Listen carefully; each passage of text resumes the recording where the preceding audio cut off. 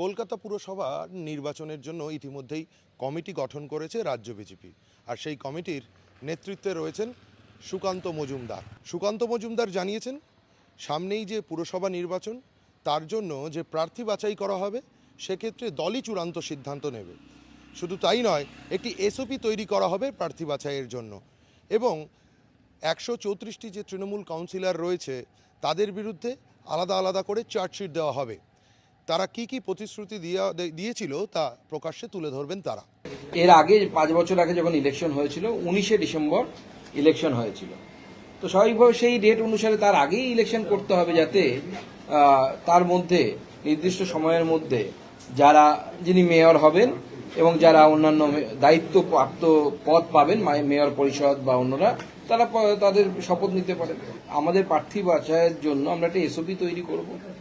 সেই এসওপি অনুসারে প্রার্থী বাছাই হবে। অবশ্যই সমাজের সর্বস্তরের মানুষ, স্বচ্ছ ভাবমূর্তির মানুষ, এমন ক্যান্ডিডেটই করা হবে যাদের বিরুদ্ধে কোনো অভিযোগ নেই, স্বচ্ছতা আছে, এই ধরনের ক্যান্ডিডেটদেরকেই অগ্রাধিকার দেওয়া হবে। এবং অবশ্যই তার সাথে বিজেপির প্রার্থী, বিজেপির সাথে সম্পর্কিত বহুদিনের সম্পর্ক, তাদের সেক্ষেত্রে ওয়েটেজ দেওয়া হবে। আগামী দিনে পার্টি ঠিক করবে, নট ইয়েট ফুললি ডিসাইডেড। আমি যদি বলি স্পেসিফিক্যালি, আমরা একটা এসওপি তৈরি করে আমরা সেই অনুসারে করব। তৃণমূল কাউন্সিলর যারা আছে, বেশিরভাগই তো তৃণমূল কাউন্সিলর, 134খানা সিট তাদের প্রত্যেকের বিরুদ্ধে আমরা চার্জশিট বের করব। তারা কি কি প্রতিশ্রুতি দিয়েছিলেন এবং কি কি প্রতিশ্রুতি রাখেননি, মানুষকে মিথ্যে কথা বলেছেন।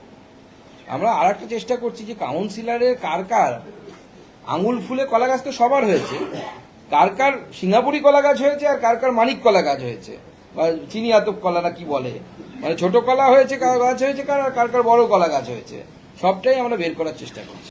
ক্যামেরায় বাপন সাহেবের সঙ্গে ইন্দ্রনীল শাহ, এই সময় লাইভ, কলকাতা।